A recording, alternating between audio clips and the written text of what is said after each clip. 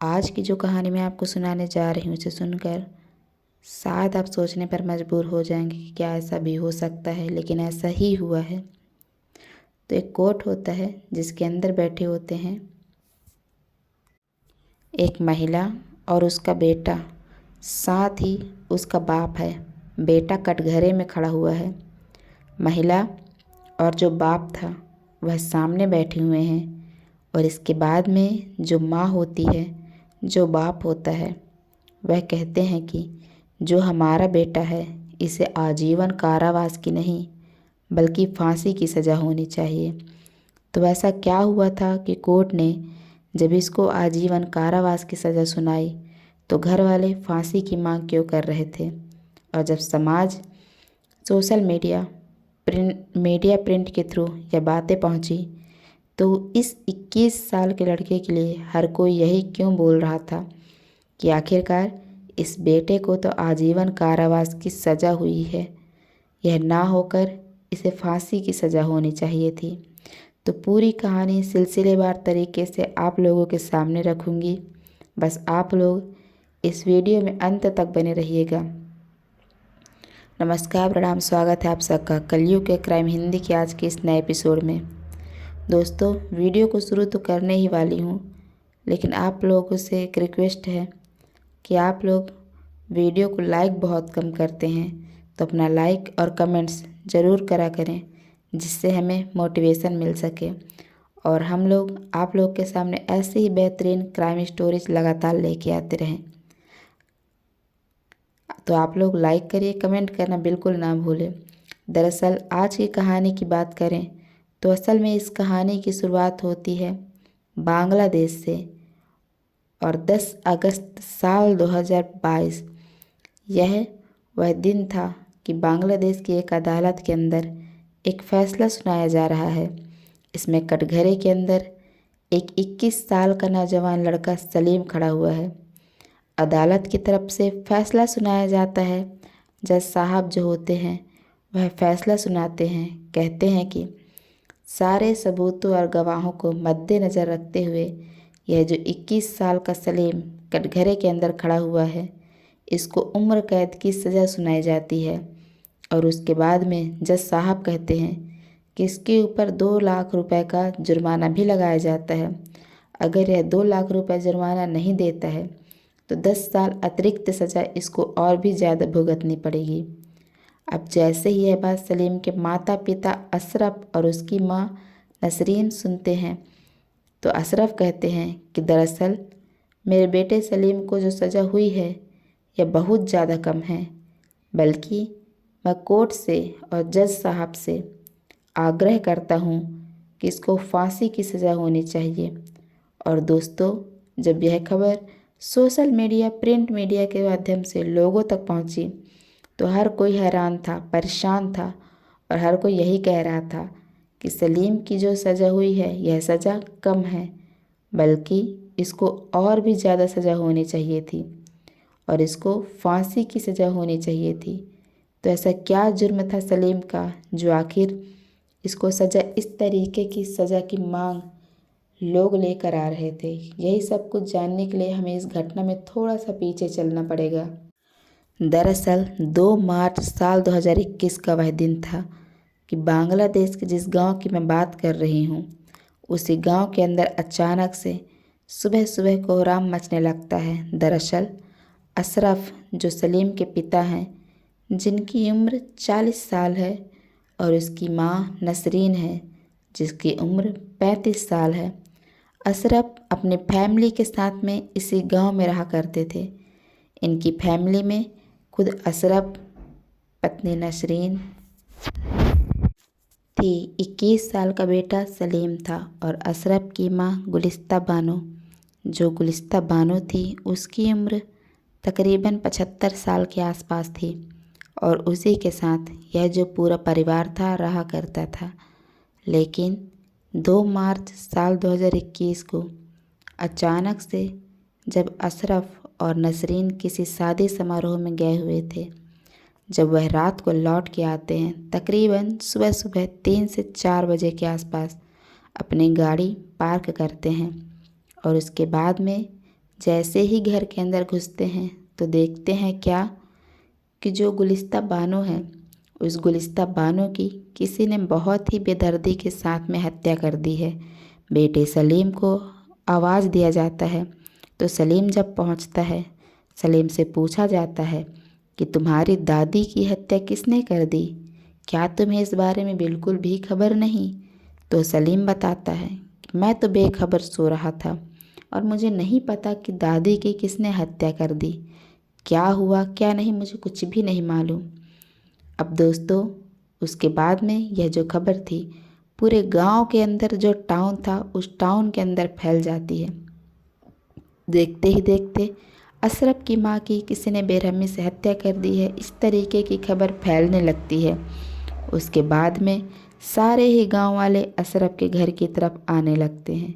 जो दादी थी, उस दादी की हालत ऐसी थी कि उसके गले को काट दिया गया था। उसके सीने में, उन सीनों को काट दिया गया था, उंगलियों को काट दी गई थी, प्राइवेट पार्ट पर बहुत ज़्यादा चोटों के निशान थे। इस तरीके की चीज़ें देखने के बाद में लोग वाकई हैरान थे और लोग यही सोच रहे थे कि 75 साल की इस बुजुर्ग महिला ने आखिरकार किसी का क्या बिगाड़ा है। लिहाजा वहाँ से कोई व्यक्ति तुरंत पुलिस को फ़ोन करता है। पुलिस भी अचरज में पड़ जाती है, क्योंकि आम तौर पर किसी जवान की मौत होती है तो पुलिस को इस मामले में सुलझाने में ज़्यादा समय नहीं लगता, लेकिन हाँ, यहाँ पर मामला एक 75 साल की बुजुर्ग महिला की हत्या का था। लिहाजा पुलिस पहुँचती है, उस पूरे घर को बहुत ही बारीकी से चेक करती है। जो क्राइम सीन था उस क्राइम सीन को सील करती है और उसके बाद में डेड बॉडी को पंचनामा कराकर सीधा उसे पोस्टमार्टम के लिए भेज देती है। इधर बॉडी पोस्टमार्टम के लिए भेजी जाती है, उधर परिवार वालों से पूछताछ की जाती है। पुलिस वाले सबसे पहले अशरफ से पूछताछ करती है। अशरफ से पूछती है, क्या तुम्हारी किसी से कोई दुश्मनी, कोई रंजिश थी? हो सकता है किसी ने रंजिश में तुम्हारी माँ को मार दिया हो। अशरफ बताते हैं कि साहब, हम तो बहुत सीधे साधे आदमी हैं और हमारी भला किसी से क्या रंजिश, क्या दुश्मनी। उधर जो नसरीन थी उससे भी पूछताछ की जाती है तो नसरीन कहती है कि जो हमारी सास थी कहीं बाहर आती जाती नहीं थी, मोहल्ले पड़ोस के किसी महिला के साथ में उनकी कभी कोई अनबन नहीं हुई। लिहाजा इस तरीके से हत्या हो जाना, वही 75 साल की एक महिला की, यह बड़ा परेशानी वाला मामला है। जो घर में पोता सलीम था उस सलीम से भी पूछताछ की जाती है। पुलिस वाले यह पूछते हैं खासकर सलीम से कि तुम जब इस घर के अंदर थे तो तुम्हें क्यों मालूम नहीं चला इस घर के अंदर कौन आया, किसने हत्या कर दी, किसने नहीं। तो सलीम भी वही बातें बताता है जो अपने माता पिता यानी अशरफ और नासरीन को बताई थी। लिहाजा पुलिस जो थी इस घर को बहुत ही बारीकी से चेक करती है और पुलिस सबसे पहले इस वाले एंगल पर छानबीन करती है, कहीं ऐसा तो नहीं कि इस घर के अंदर कोई लूटपाट के इरादे से आया हो। और जो गुलिस्ता थी जिसकी उम्र 75 साल थी, दादी थी घर की, उसकी आँख खुल गई हो, उसने चोर का विरोध किया हो और उसके बाद में हत्या हो गई। हाँ, लेकिन पुलिस वाले जितने भी थे सारे चोरों को चेक करती है, सारे डोर को चेक करती है। जहाँ पे चोर पहले से होते हैं, जिनके बारे में शिकायत होती है, उनसे पूछताछ करती है तो उनसे कुछ भी पता नहीं चलता। और वहाँ पे जो डोर थे उनमें कोई भी एंट्री एग्जिट में कुछ भी नहीं मिलता। पुलिस के सामने ऐसी कोई भी चीज़ नहीं होती जिससे कोई फोर्सफुली एंट्री या फिर गेट खुला हो, ऐसा कुछ भी पुलिस के सामने नहीं था। अशरफ यही बताते हैं कि हम 4 बजे आए, हमने गाड़ी निकाली, हमारे पास दूसरी चाबी थी, उस चाबी से हमने गेट खोला और घर के अंदर आकर देखा तो हमारी माँ की हत्या हो चुकी थी। अशरफ थे काफ़ी ज़्यादा पैसे वाले, ठीक ठाक इनका घर था। लिहाजा पुलिस बल अब इस पूरे मामले में छानबीन शुरू करते हैं। इधर जो पोस्टमार्टम की रिपोर्ट थी वह रिपोर्ट भी आ जाती है। 2 से 4 दिन गुजर चुके थे, लेकिन कातिल का अभी तक कोई पता नहीं था। पोस्टमार्टम की रिपोर्ट में यह बहुत क्लियर लिखा होता है कि मरने से पहले महिला ने काफ़ी जद्दोजहद की थी। और सबसे ज़्यादा हैरानी की बात यह थी कि 75 साल की महिला के साथ में रेप किया गया था। अब दोस्तों, ऐसे ही रेप की बात आती है तो पुलिस वाले क्या, बल्कि गांव के और जो लोग थे, अशरफ और जो नसरीन थी, सबके सब हिल जाते हैं। आखिर 75 साल की बुजुर्ग महिला के साथ में भला कौन रेप करेगा। अब यह मामला बड़ा हैरान करने वाला भी था, बड़ा परेशान करने वाला भी था। लिहाजा पुलिस वाले इस मामले में थोड़ा सा सतर्क होते हैं और पुलिस वाले सबसे पहले आस पड़ोस के जितने भी लोग होते हैं उन आस पड़ोस के लोगों से पूछताछ करते हैं। लेकिन आस पड़ोस के लोगों से जब पूछताछ की जाती है तो सबसे पहले पुलिस वाले उन आस पड़ोस के लोगों से सवाल यह करते हैं, किस रात तुमने यहाँ से किसी संदिग्ध को आते जाते देखा? तो सारे ही लोग यह बताते हैं कि साहब, हमने ना आते देखा न किसी को जाते देखा।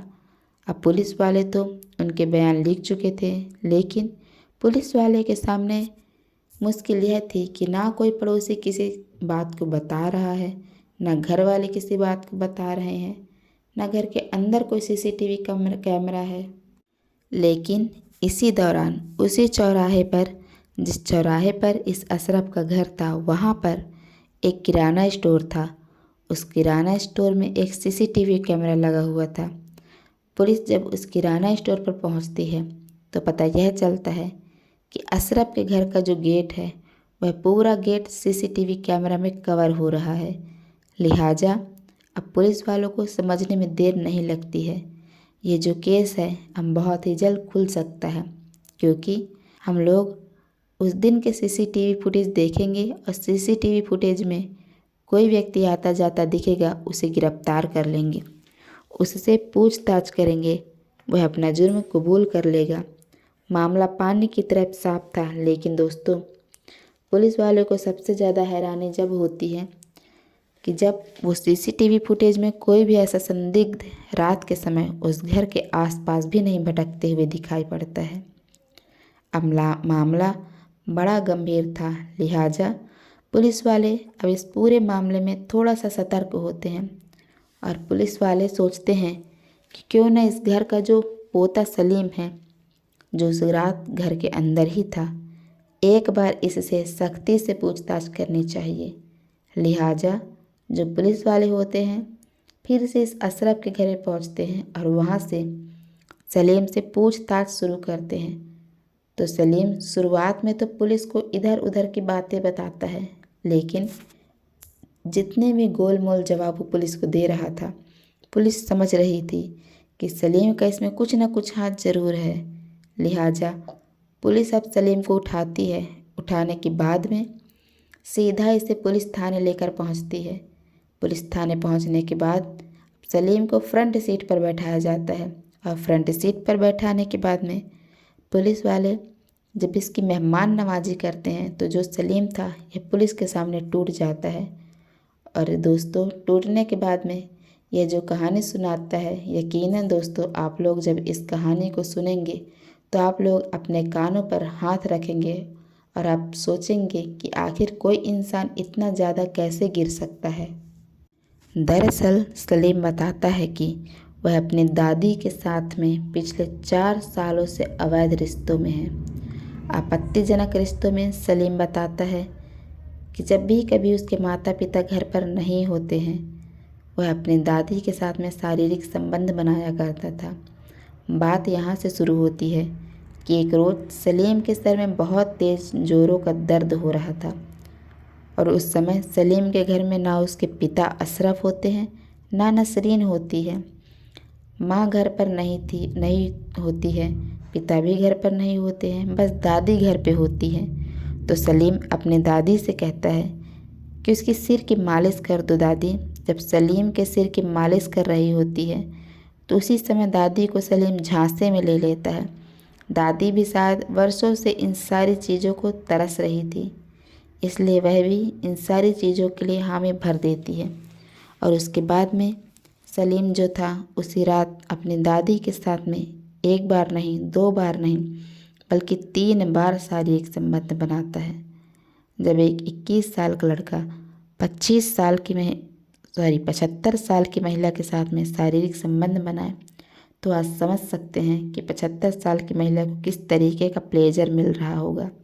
लिहाजा जो दादी थी अभी अपने पुत्र सलीम की दीवानी हो चुकी थी, लेकिन सलीम आए दिन इन्हीं चीज़ों के लिए फोर्स किया करता था और जब कभी भी माता पिता घर पर नहीं होते थे